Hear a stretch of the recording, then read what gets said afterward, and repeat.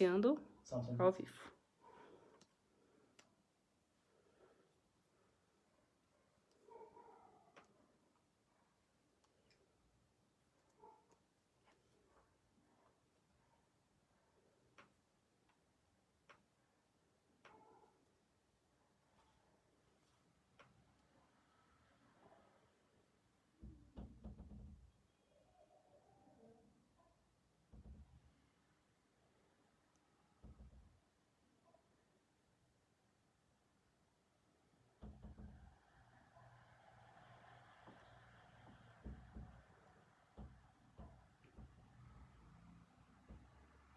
Meus irmãos, nós estamos então agora ao vivo nessa transmissão. Nós vamos falar, nós vamos celebrar o nosso Deus, adorar ao Senhor. Eu quero que você chame toda a sua família, venham todos para frente aí da TV, do celular, enfim. Vamos louvar ao nosso Deus, vamos orar, vamos ler a palavra, vamos ser edificados por ela. Eu gostaria de convidar você a estar conosco, ainda que de forma virtual, mas juntos nós louvarmos e adorarmos ao nosso Deus. Meus irmãos, antes de nós iniciarmos então o nosso tempo de celebração e adoração, eu gosto de lembrar que esse é um momento reservado a nós sempre para estarmos na igreja, mas nesse momento nós estamos impedidos ainda. Logo mais nós teremos outras, e eu acredito que aí informações importantes sobre o andamento de como ficará esse isolamento social. Mas eu gostaria muito que você respeitasse esse isolamento, que você se conservasse o máximo possível na sua casa, obviamente, à medida que você pode fazê-lo também, mas que se você se esforçasse para isso, para que pela graça de Deus a gente possa vencer logo essa pandemia e voltarmos então a nos vermos, a nos encontrarmos nesse tempo de celebração na casa do Senhor, na igreja, onde é a Assembleia dos Santos. Nós entendemos que a igreja nunca fecha, porque nós somos a igreja. Então vamos cultuar a Deus, cultue na sua casa, cultue com seus familiares, faça o seu culto individual, mas não deixe jamais de celebrar ao nosso Senhor. Não deixe jamais de fazer isso. E esse é um momento especial para nós, porque é o domingo, é o dia que nós reservamos para isso. E hoje eu e minha família, nós estamos aqui também para celebrar junto com os irmãos esse tempo de louvor e de gratidão. Gostaria então que os irmãos colocassem aqui a questão do áudio, som, se tiver alguma questão com a imagem. A gente está tentando fazer o nosso melhor aqui, mas vale lembrar, né? A gente tem aqui recursos escassos, né? Para que os irmãos possam nos ver, mas a gente tenta fazer aqui o melhor possível na questão de imagem, o som, para que vocês possam ver tranquilamente nas suas respectivos lares, suas respectivas casas. Certo, meus irmãos? Nós vamos então dar início, nos lembrando que esse mês é um mês distinto dos outros, né? Porque a gente sempre tem o mês de maio como o mês das famílias, isso mesmo, é o mês de nós estarmos celebrando ao Senhor, é o mês de nós estarmos clamando a Deus pela família. E nós vamos fazer isso nesse momento, nós vamos clamar ao Senhor, então, pelas nossas famílias, isso mesmo. E eu gostaria de lembrar, então, um salmo que fala um pouco sobre a questão da família, dos filhos, e gostaria que você abrisse a sua Bíblia lá no Salmo 127. Salmo 127, que diz assim: se o Senhor não edificar a casa, em vão trabalha os que edificam. Se o Senhor não guardar a cidade, em vão vigia a sentinela. Inútil vos será levantar de madrugada, repousar tarde, comer o pão que penosamente granjeastes. Aos seus amados ele o dá enquanto dorme. Herança do Senhor são os filhos, o fruto do ventre, seu galardão. Como flechas na mão do guerreiro, assim os filhos da mocidade. Feliz o homem que enche deles a sua aljava. Não será envergonhado quando pleitear com os inimigos à porta. Meus irmãos, esse salmo nos diz que do Senhor vem o nosso sustento, do Senhor vem a nossa segurança, do Senhor vem a bênção sobre a nossa família. Por isso, nesse mês de maio, nós vamos intensificar as nossas orações em favor das nossas famílias. Você possivelmente recebeu no seu WhatsApp as famílias para que você vai orar.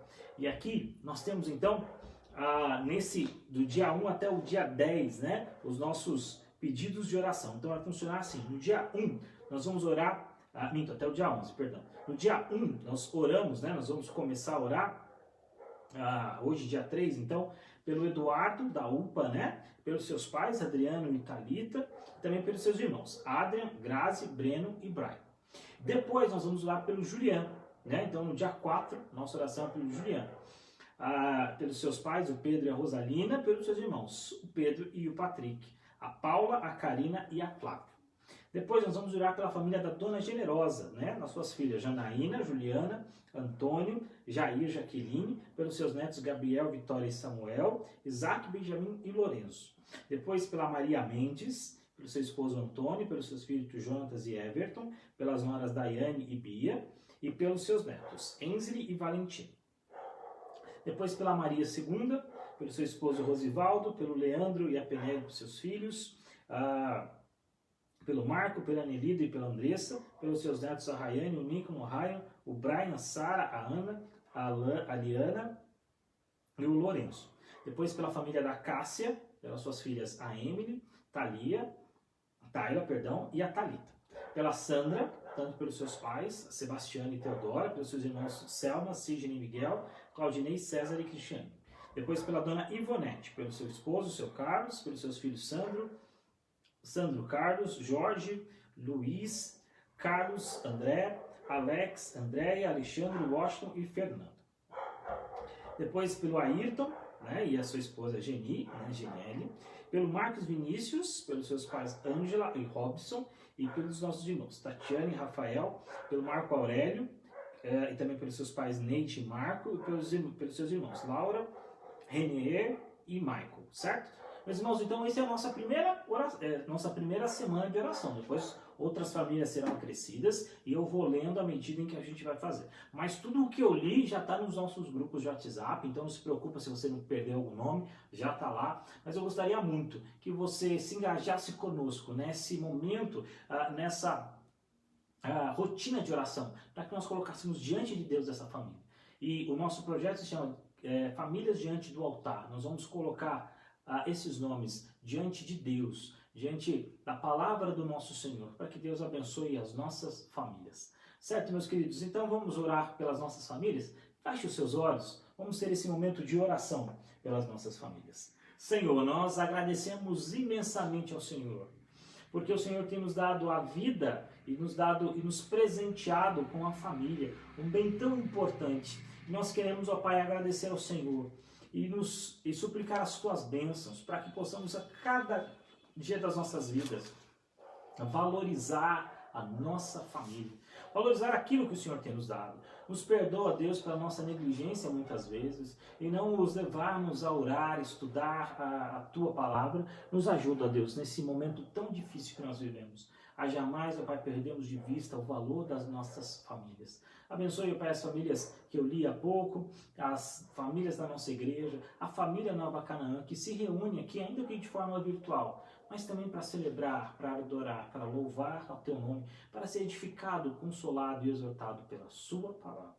Também coloco aqui, ó Pai, a minha oração pelo nosso país, pela nossa nação, pelo nosso presidente, pelo nosso governador, pelo nosso prefeito, pelos nossos respectivos vereadores, deputados estaduais e federais e os nossos senadores. Ó Pai querido, tenha misericórdia dessas vidas, tenha misericórdia dessas pessoas. Constranja, ó Deus, o seu coração, se aquilo que estão buscando não é o bem da população, mas o bem próprio, para que, ó Deus, possamos ter uma vida tranquila e feliz. Oro pela paz no nosso país. Oro a Deus para que o Senhor abençoe a nossa nação, para que o Senhor nos livre dessa pandemia. Eu clamo a Ti, Pai, não só pela nossa nação, por nações, ó Deus, como a Itália e a Espanha, que têm sido brutalmente atingidos. Rogo por eles, rogo também, Pai, pelas nações que têm vários infectados e que, infelizmente, também contabilizam alguns mortos, alguns lutos.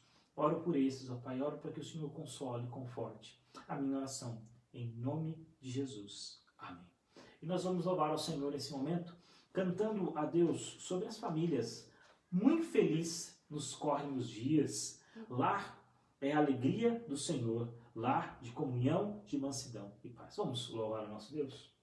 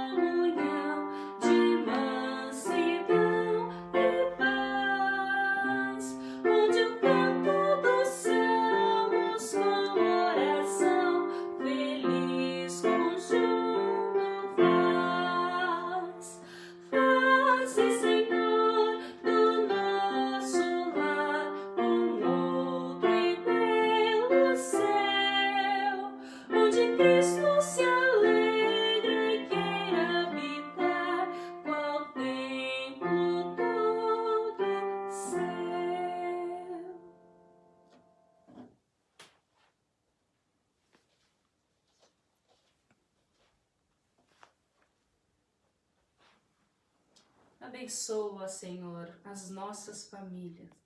Que o nosso lar seja um pedaço do céu.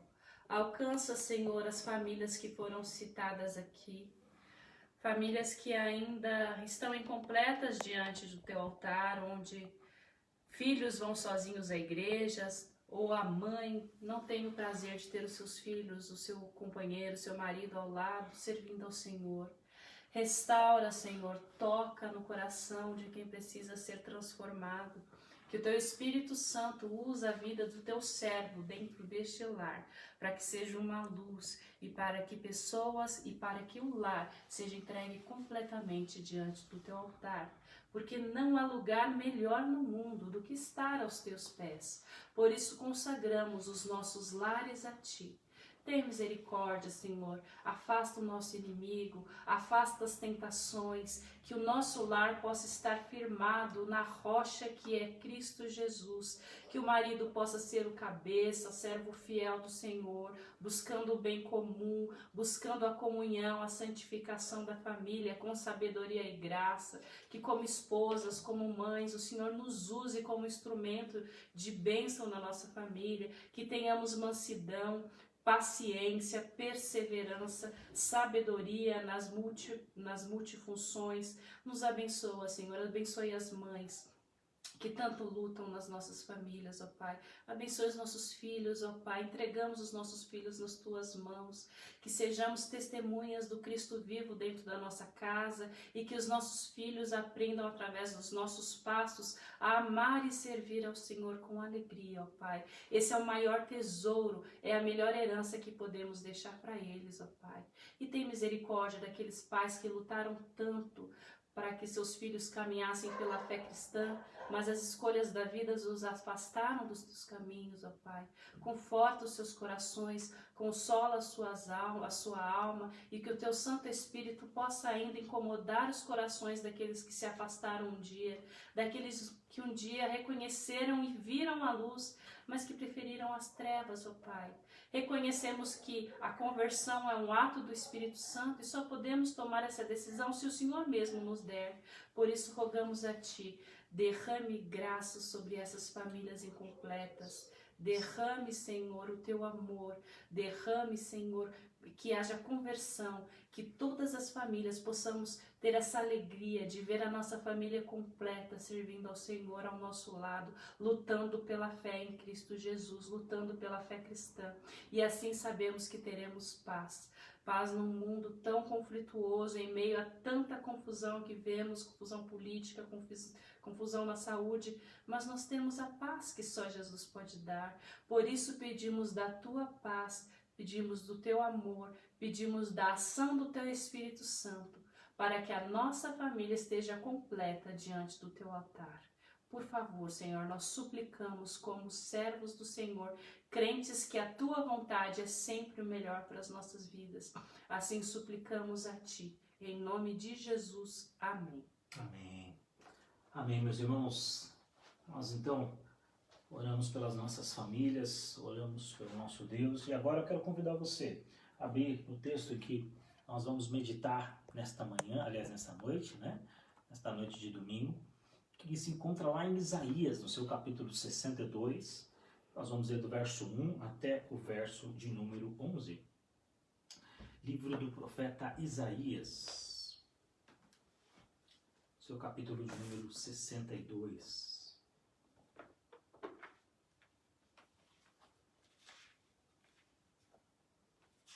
Perdão, irmãos, eu coloquei aqui até o verso 11, mas nós vamos ler até o verso 12, tá bom?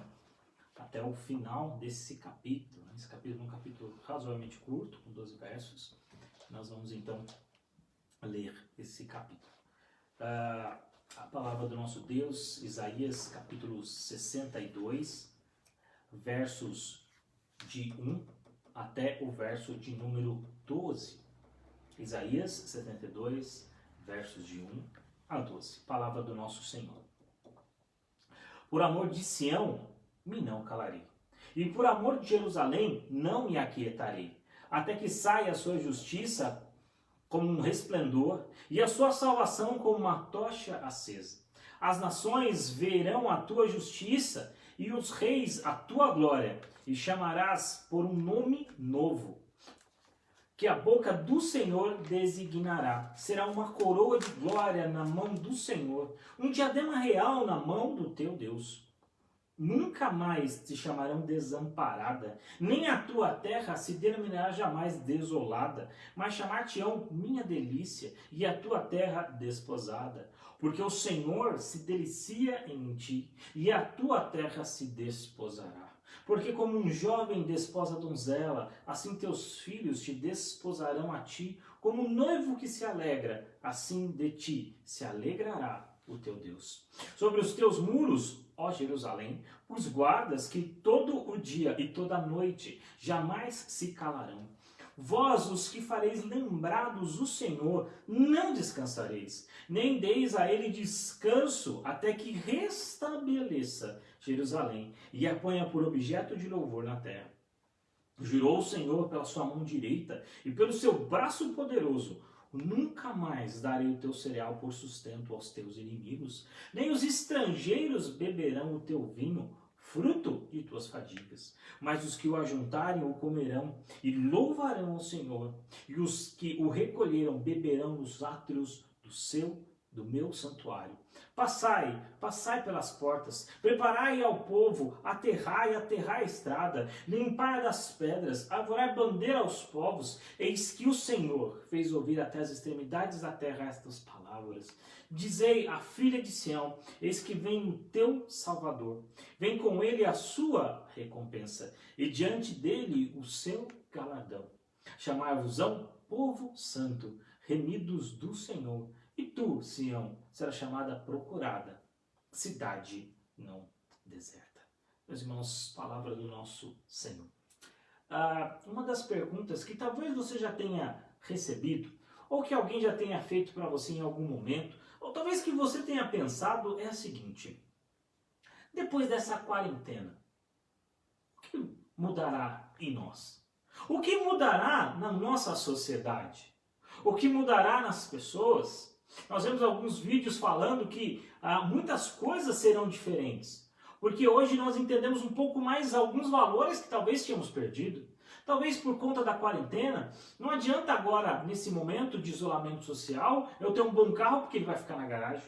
Não adianta eu ter uma roupa muito bonita porque eu não vou poder usar ou não estou usando nesses tempos. Não adianta eu ter dinheiro para várias viagens. Não adianta, enfim, tantas coisas pelos quais nós lutamos e batalhamos nesse momento parecem-nos agora ficaram tanto quanto congeladas. E a pergunta é: será que nós vamos melhorar como sociedade?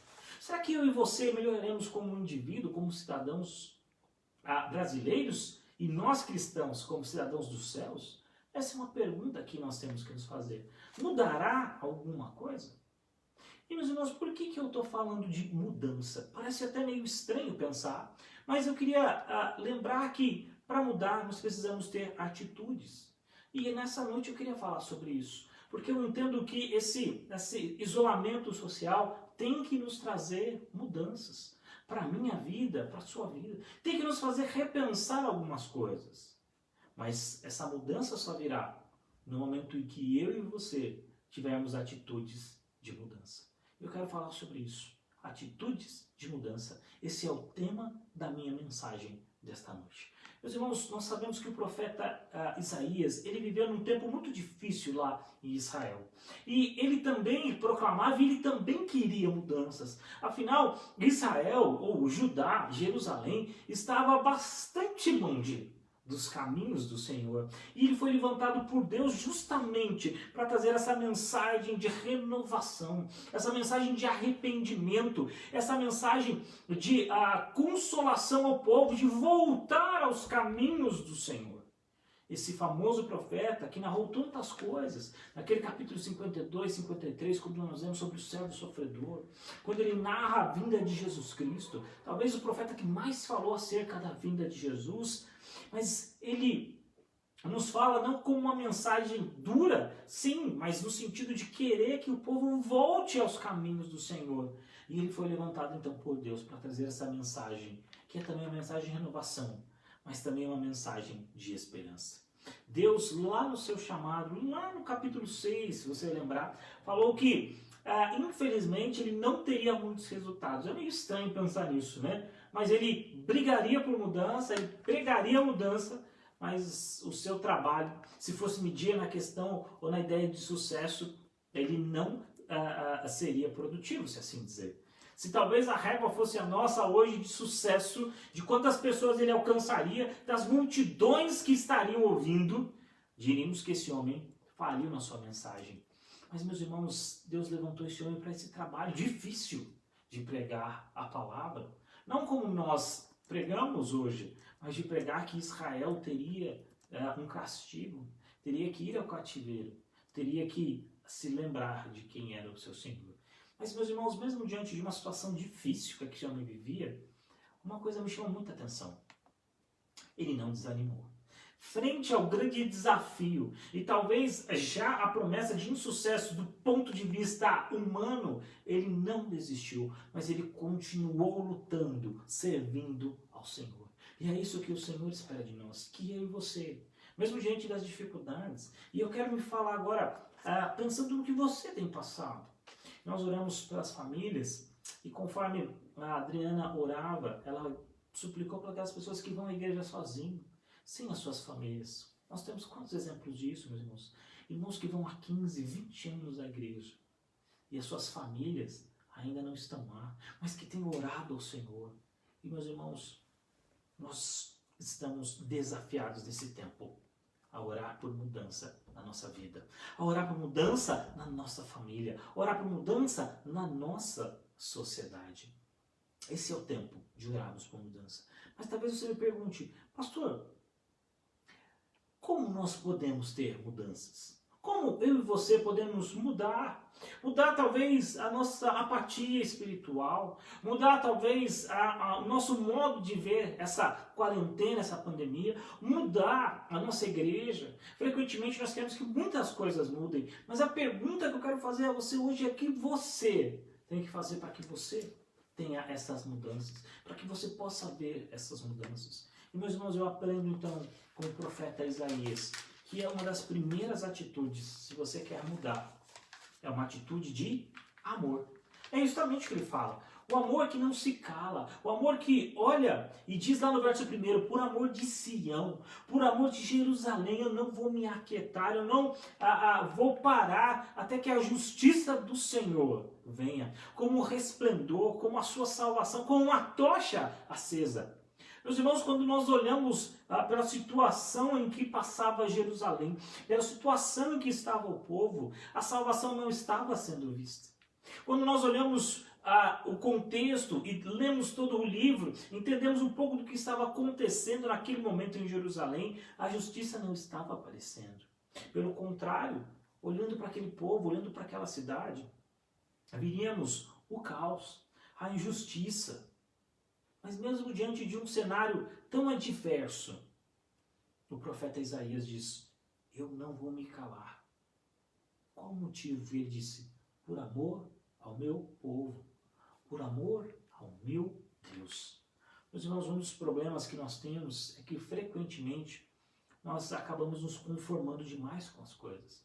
E nós olhamos ao nosso redor, naquele sentimento, sempre foi assim, vai ser sempre assim, naquele estigma, para que eu vou fazer, para que eu vou me esforçar? Meus irmãos, isso sempre foi assim, isso nunca vai mudar, e se não vai mudar, para que então eu vou fazer isso? Mas, meus queridos, aqui eu vejo um profeta, um homem de Deus, que quebrou esse paradigma de que foi assim e vai ser sempre assim, que ele disse, olha, eu não vou me calar. Eu não vou deixar de orar, de falar pelo meu povo, porque eu amo demais esse povo, porque eu amo demais essa cidade. E olha, meus irmãos, ele chama a cidade de Sião. Olha que Sião é um nome, digamos, sentimental, que atribuía afeição à sua cidade. Não é uma cidade qualquer, não é o país, mas eu me identifico com aquele povo, eu sou daquele povo, é o povo do meu coração. E ele diz, por isso eu não vou me calar. Por amor. Ele está dizendo, eu amo demais essa causa. Eu amo demais o meu Deus. Eu não vou me conformar enquanto eu não ver as coisas distintas, enquanto eu não ver as coisas diferentes. Sabe, meus irmãos, uma atitude de amor é muito diferente de uma atitude de crítica. Porque talvez eu e você sejamos mestres nessa arte. A arte de olhar as coisas e fazer o nosso juízo e assim já duramente criticar. Mas quando nós identificamos, meus irmãos, os problemas, esse não deve ser o sentimento que brota do nosso coração, um sentimento de crítica, um sentimento de falarmos, olha, tá vendo como as coisas são? E quando dissemos, olha, tá vendo a coisa errada lá na igreja? Tá vendo a coisa errada na família do meu irmão? E a primeira atitude nossa é uma atitude de crítica. E às vezes a gente acha que isso é amor. Mas, meus irmãos, isso não é amor. Isso muitas vezes é um falso moralismo que a gente chama de zelo. O amor, ele anda segundo a palavra do nosso Deus. Depois ele oferece um ombro amigo. Ele se derrama, não em críticas ou reclamações, mas em orações uns pelos outros. Sabe, meu irmão, se um dia você vê alguém em pecado e sua primeira atitude pode falar, olha, eu não faço isso. Eu quero dizer que você pecou no amar o seu irmão. Porque uma atitude de amor é aquela que vê o erro do irmão com simpatia, mostrando, olha, podia ser eu vou orar por esse irmão. Mas é uma atitude um pouco mais do que somente orar, mas de buscá-lo em amor. De muitas vezes até ter que repreender, mas pensando no seu coração. Hoje eu repreendo o irmão, mas amanhã eu também posso ser repreendido. Nós temos que ter a humildade de quando é errado. Olharmos para aquele que nos repreende e falar, obrigado, Senhor. Porque às vezes é difícil e duro, mas se o Senhor colocou esse irmão na minha vida, é porque quer me dar uma lição. Quer que eu aprenda algumas coisas. Nós temos que bombardear, meus irmãos, as pessoas não de críticas, mas bombardear os céus com as nossas orações. Porque na fila da crítica, ela já está muito cheia. Mas a fila da oração, poucas pessoas estão nela. Se nós quisermos ver mudanças, nós temos que começar pelo amor. Porque o ódio não promove mudanças. A ira não promove mudanças. O zelo sem amor não promove mudanças. As exigências não promovem mudanças. Sabe por quê? Porque o amor promove mudanças. Porque, meus irmãos, essa atitude divina, essa atitude de Deus. Quando Deus quis mudar a minha e a sua vida, o que Ele fez? Ele mandou alguém com um cetro de ferro para nos bater. Quando Deus quis mostrar a esse mundo o seu amor, o que Ele fez? Mandou Jesus Cristo, o seu Filho, a prova cabal do amor de Deus por nós, mostrando assim o seu amor pelas nossas vidas. Esse é um amor divino. Se o seu amor se manifestou pleno na encarnação de Jesus.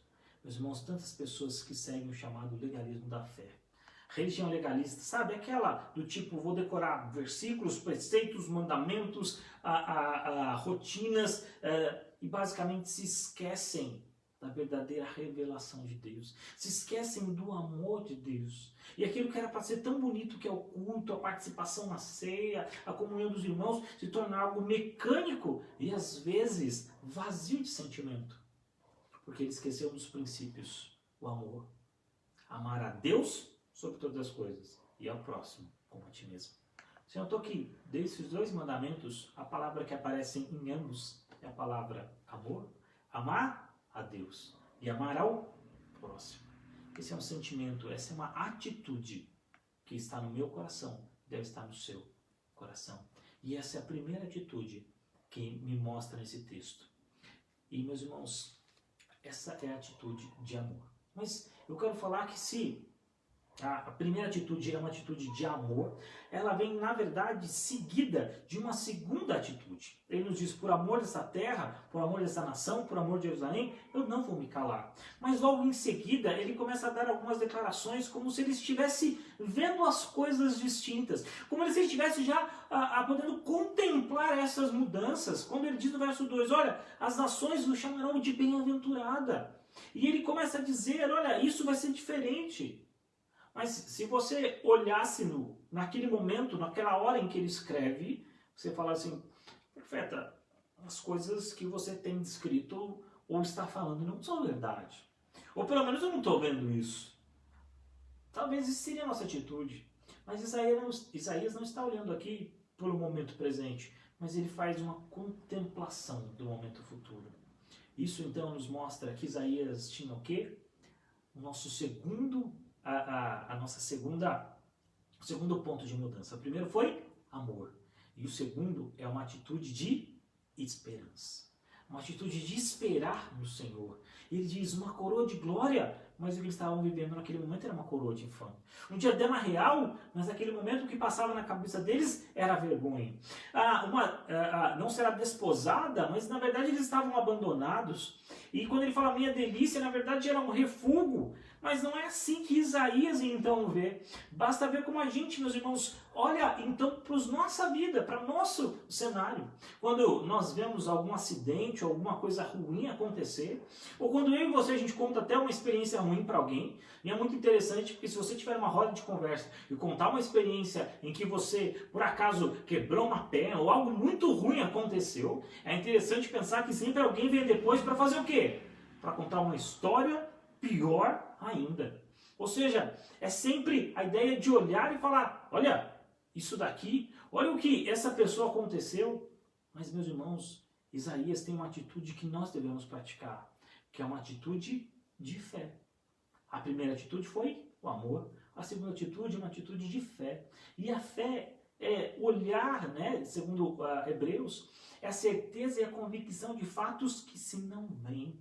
Essa é a fé que move Isaías, de saber que embora a terra esteja daquela forma, embora tudo tenha acontecido daquela forma, mas eu tenho uma atitude de fé para com Deus, porque eu acredito no meu Senhor. Eu acredito que onde a minha força acaba, a do meu Deus continua. Eu acredito que onde eu não posso chegar, o meu Deus chega. Onde as minhas mãos não alcançam, o meu Deus alcança. Onde muitas vezes a minha oração não ecoa, mas Deus está lá. E a segunda atitude de Isaías é uma atitude de fé. Uma fé que se move, uma fé que transforma. Mas olha aqui, essa fé é dividida em olhar para o passado, para o presente, e contemplar as bênçãos do futuro. Mas olha, não é uma fé que fica inerte. Mas é uma fé tal como nos diz Tiago depois, uma fé que tem obras. E ele olha para a nação de Israel e fala, eu não vou calar. Eu não vou parar, porque eu entendo que eu tenho que fazer a minha parte. Eu tenho que falar para essas pessoas.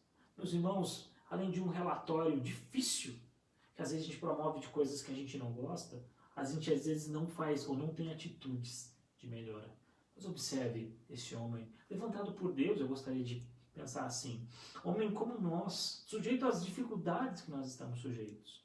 E meus irmãos, quando nós falamos de uma atitude de amor e fé, nós não podemos deixar de contemplar Jesus Cristo, como Jesus mudou a nossa história, como Jesus mudou a minha e a sua vida. Embora nós fôssemos muito piores do que a gente às vezes acha que nós somos, Jesus intercedeu por nós. Uma atitude de fé, de mostrar que, ora, embora você tenha um coração duro, difícil, embora às vezes o pecado fale o seu coração e você até obedeça, mas Cristo morreu por você. Ele orou e falou, olha, peço que não os tire do mundo, mas que o livre do mal. Meus irmãos, a fé precisa enxergar um futuro diferente. Precisa olhar e falar, olha, eu sei que talvez as coisas não estão boas na nossa igreja, as coisas não estão boas na minha família, no meu casamento, no meu relacionamento com os filhos, mas eu tenho que reconhecer isso. Mas eu tenho que ser sincero que é possível mudança, que é possível fazer diferente, que é possível contar com Deus para isso. Meus irmãos, e ele se coloca então e diz, olha, eu vou clamar. Mas ele clama, ele também chama as pessoas para fazer isso. Sobre os teus muros, ele disse, coloquei guardas. E essa guarda aqui não é uma guarda diferente, porque não é uma guarda na questão de segurança, mas a ideia de um muro que levanta um clamor ao Senhor. Meus irmãos, vamos levantar juntos, eu e você, um clamor pela nossa nação, um clamor pela nossa igreja, um clamor pela nossa família, um clamor pelas nossas vidas. Uma atitude de amor, mas também uma atitude de fé. A fé que vê um futuro diferente, mas uma fé que é dinâmica, que age, que ora, que fala, que busca a mudança, que reconhece que é preciso mudar, mas que encontra forças nesse Deus para mudar. É dessa fé que eu estou falando.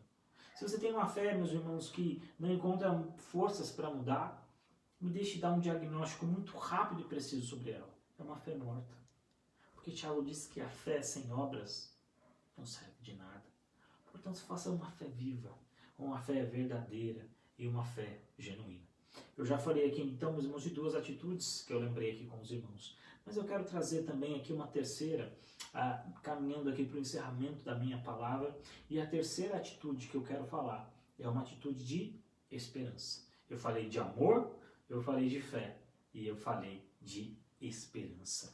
E ele, então, olha para aquela nação, olha para o seu estado, olha para o estado do seu povo e diz, mas olha, eu entendo que nós ainda teremos um futuro diferente. E essa fé que move ele, e essa fé que coloca-o então junto com os seus ouvintes a dizer, olha, eu vou clamar pelo Senhor.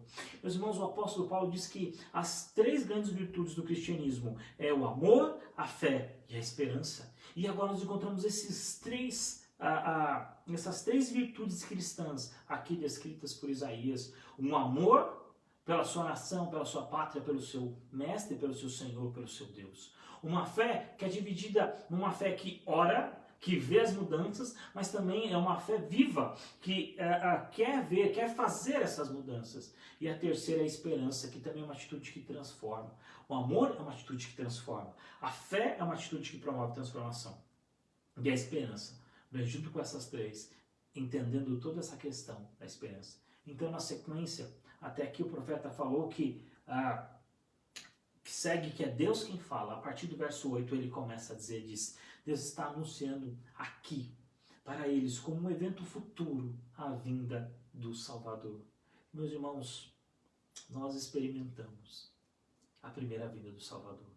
Nós vemos e contemplamos através das páginas da Bíblia, quando Jesus veio até nós.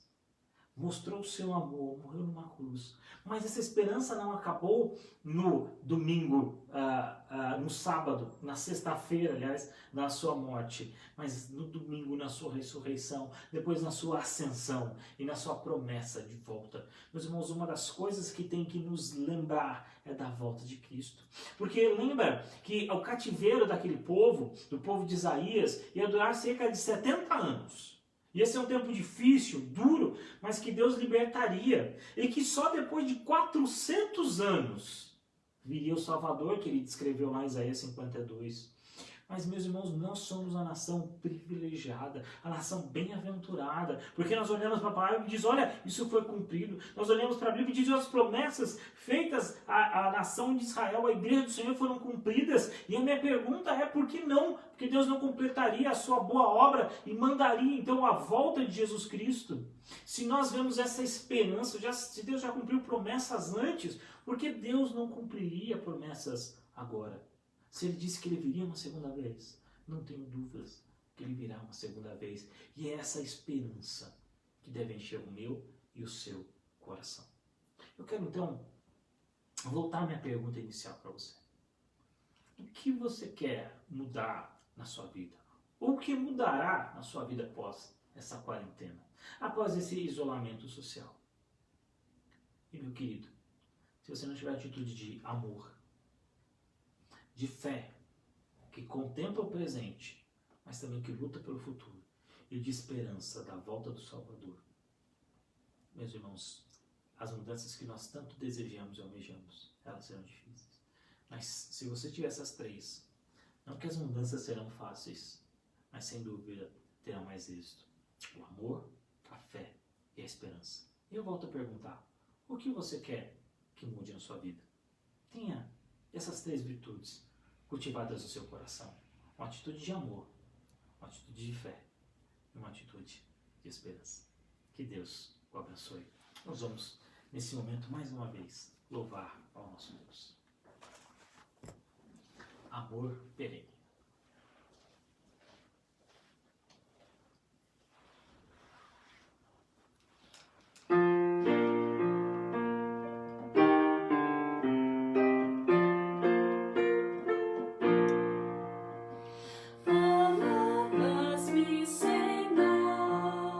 Ainda cintilante, não me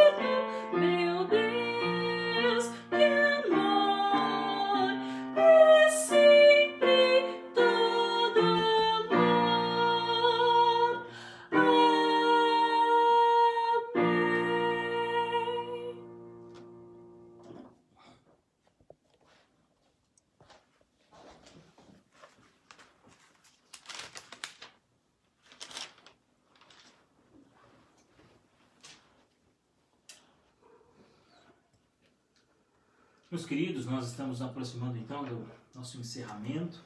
Agora vamos orar, encerrando então o nosso tempo de celebração. Eu quero convidar você e a sua família a se juntar conosco nessa oração. Louvamos a Deus pelas pessoas que nos assistem hoje. Louvamos a Deus pela vida do Alberto e família, né? Nosso tio. Deus abençoe sua vida. Presbítero Manuel, a Sandrinha, a Thaís, a Ângela, né? A Narley, o Ayrton, o seu Osmar, família do José Aparecido, todo mundo lá, o seu Augusto, o Anderson, a Ju. Louvamos, oramos pela vida da prima da Ju e pelo Fabiano, seu primo também. Que Deus abençoe a família. Maria Mendes, a Gisele e família, a Edna, a Dona Dalva, que nos acompanha, a Marivane, o Fábio, a Jéssica, esposa do Arimar, a Hortência, a Eliene, a Luana, nossa fisioterapeuta oficial, também nos assiste, o Mário, o Jean, o João Batista, a Maria Aparecida, a Judite, Rodrigo Dias, Rodrigo lá de Guaxupé. Deus abençoe, meu irmão, grande abraço, nossa, Dona Generosa, e alguns pedidos de oração que nos chegaram, né? A Jéssica Diniz pede pelo Ivan, pelo Cícero, pela Elira, né? Elira fez químio, pela Antônia e do Apílio, foram diagnosticados recentemente com Covid-19, e o Vinícius pede oração no deslocamento, né? Pelos seus deslocamentos. Vamos então, meus irmãos, orar nesse momento pelas famílias, pelas pessoas que pediram. Esses nomes vão ficar aqui, você vai poder orar também por eles depois. Que Deus abençoe. Muito obrigado, meu irmão, por nos acompanhar. Vamos, nesse momento, colocar a Deus nos nossos pedidos de oração. Vamos clamar a Ele. Pai querido, nós te somos gratos nesta noite por ouvir a Tua mensagem, por ouvir a Tua palavra através do profeta Isaías, que nos ensinou, ó Pai, que através de uma atitude de amor, de fé e de esperança, alcançamos a mudança que tanto queremos nas nossas vidas. Abençoe-nos, ó Deus, nesse momento, para que, ó Pai querido, possamos sair diferentes, ó Pai, depois dessa pandemia, mudados como pessoas, como cidadãos, mas principalmente como homens e mulheres que servem ao Senhor. Se existem aqui, ó Pai, pessoas que estão me ouvindo, mas que ainda não conhecem o Senhor, que o Senhor toque no seu coração, para que eles possam servir ao Senhor, entendendo, ó Deus, que não há alegria maior neste mundo do que estar diante do Senhor, do Deus de Israel, do santo e amado Deus, aquele que criou o mundo, aquele que formou o homem. E é nele que nós clamamos, e é por ele que nós clamamos nesse momento difícil, porque do Senhor vem o nosso socorro, do Senhor vem a nossa rocha. Seja conosco, Pai, nós suplicamos, seja com as nossas vidas, seja com a vida das nossas famílias, dos irmãos que eu li aqui, em especial pelo Fabiano, ó Deus, que se encontra internado com Covid-19, também pelo Antônio e pelo Abílio, pela sua recuperação em casa, que o Senhor coloque a mão sobre essas pessoas e que logo, ó Deus, o Senhor dê restauração à sua saúde. Nós oramos e confiamos no Senhor, em nome de Jesus. Amém. Meus irmãos, muito obrigado pela sua presença. Muito obrigado por acompanhar. Eu vi aqui que temos quase 30 pessoas vendo. Louvamos a Deus pela sua vida, por aqueles que estão perto agora, também por aqueles que estão longe, viu?